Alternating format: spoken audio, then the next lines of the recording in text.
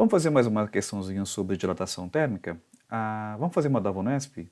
Geralmente a questão escrita da VUNESP geralmente é a segunda fase, né? Vamos ver o que ele fala aqui a questão.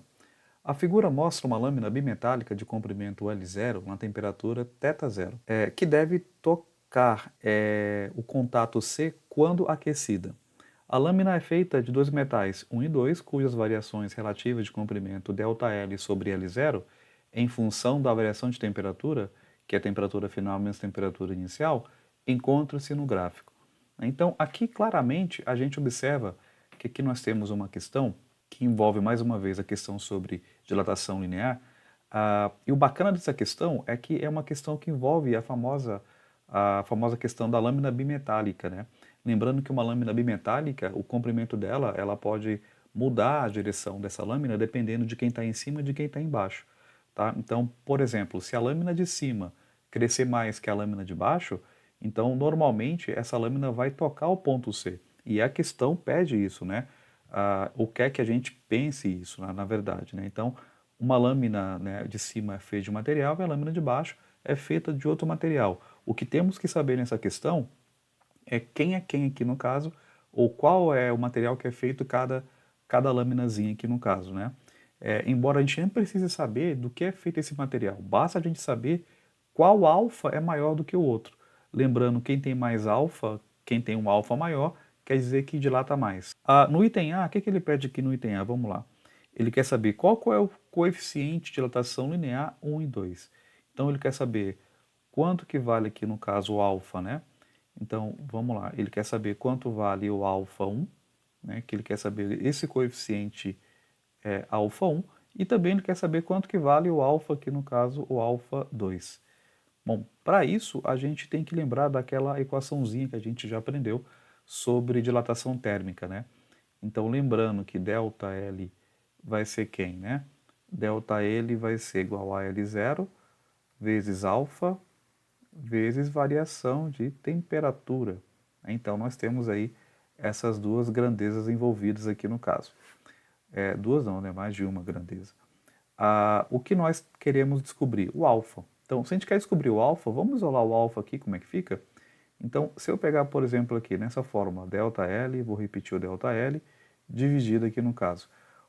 Esse L0 e esse Δθ, vou jogar para o outro lado, né? Então, o L0 vem aqui no caso, ele vem, passa dividindo, né? Ele está multiplicando o alfa, passa dividindo. A variação de temperatura também está multiplicando. Como é que ela passa, né? Ela passa dividindo, de modo que o alfa vai ser essa divisão, né? De ΔL por L0 vezes variação de temperatura. Né? Então, se a gente quer descobrir esse alfa, basta achar essa divisãozinha aqui que a gente acha o alfa aqui no caso. Então, aqui no caso, para a gente achar o alfa 1, então vamos lá, né, o item A. Para a gente achar aqui, então, o alfa 1, eu vou usar essa relaçãozinha que a gente acabou de montar. Então, delta alfa 1 vai ficar, então, ΔL dividido por quem, né? L0 vezes variação de temperatura.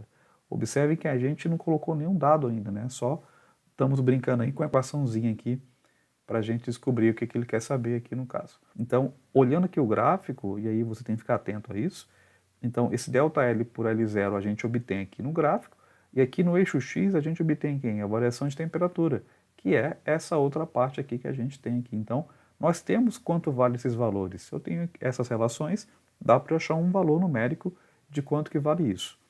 Né? Então, como a gente está achando aqui o alfa 1, então a gente pega aqui, então, aqui no gráfico, aqui em amarelo, né, essa reta aqui é amarela, para achar esse alfa 1. É óbvio que você vai escolher do gráfico pontos que você conhece.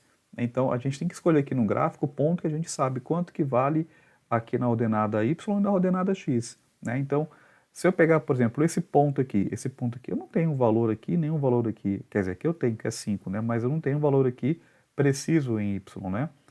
Se eu pegar esse pontinho aqui, ó, vou até colocar aqui em vermelho, aqui no gráfico, tá vendo? Esse pontinho aqui, eu sei quanto que vale a variação de temperatura e sei com exatidão quanto vale essa relação aqui ΔL por L0.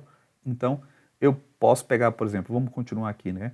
Eu poderia pegar esse outro ponto aqui, eu posso também pegar esse outro ponto aqui. Então, eu tenho 3 pontos para eu poder escolher para fazer essa continha para achar o alfa 1 aqui no caso. Eu vou escolher o primeiro, né? Uma questão de proximidade, ou mais próximo disso. Então, quem que é ΔL por L0? Aqui vale, no caso, 100. Então, aqui, essa relação, então, vale 100 vezes, né? Lembrando que aqui está multiplicado por 10 a menos 6. Então, vamos colocar aqui 10 elevado a menos 6. Dividido, né? Qual foi a variação de temperatura? Então, de variação de temperatura daqui para cá, né? Então, eu fui até esse ponto, então vai ser de 0 para 10, né? Que vai ser esse carinha aqui, né? Então, de 0 para 10 é esse ponto aqui que a gente está pegando. Então, a variação de temperatura foi de 10 graus Celsius. Bom, continha simples de fazer, 100 dividido por 10. Aqui, no caso, vai ficar 10. Então, fica 10 vezes 10 elevado a menos 6. Colocando isso em notação científica, como é que fica? Lembra? Tem que ser menor que 10, né? Então, tira uma dezena, vai ficar 1 vezes 10 elevado a quanto?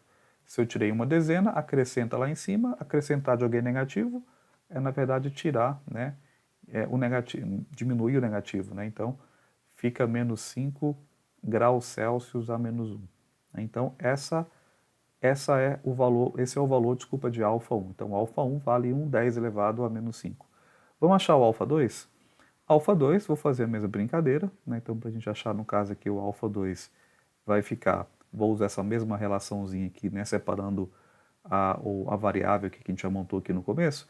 Então, vai ficar ΔL de novo, né? ΔL dividido por quem?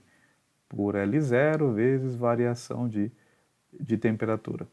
Olhando agora aqui para o 2, no caso, que é o material 2, que está aqui em vermelho aqui no gráfico, mesma coisa.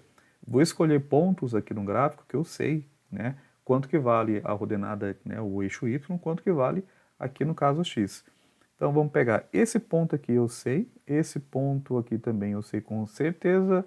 Então aqui tem vários pontos que eu posso pegar para achar. Eu vou pegar o primeiro ponto, né, por uma questão de proximidade também, que assim como eu fiz com o alfa 1.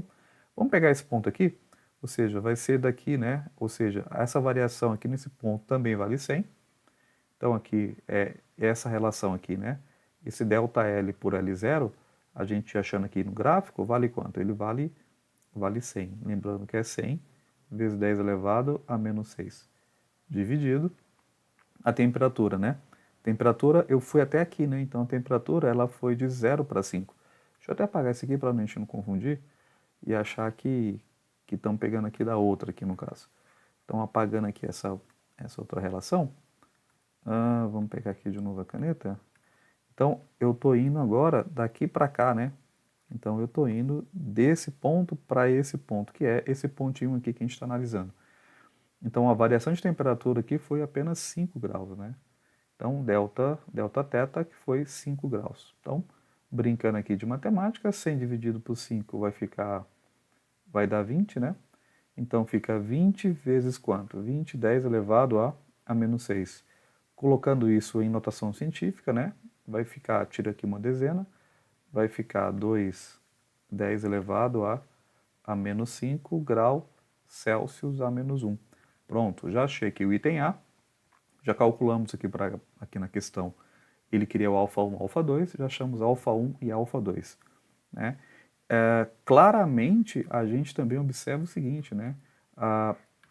Quem tem maior alfa, né? Então, o alfa 2 é maior que o alfa 1. Isso quer dizer o quê? Isso quer dizer que se eu quero que essa lâmina bimetálica ela se curve para baixo e não para cima, a gente tem que fazer com que essa parte aqui de cima, né, seja quem? Né, seja o objeto que dilata mais. E aqui, pelas contas que a gente fez, quem dilata mais? É o alfa 2.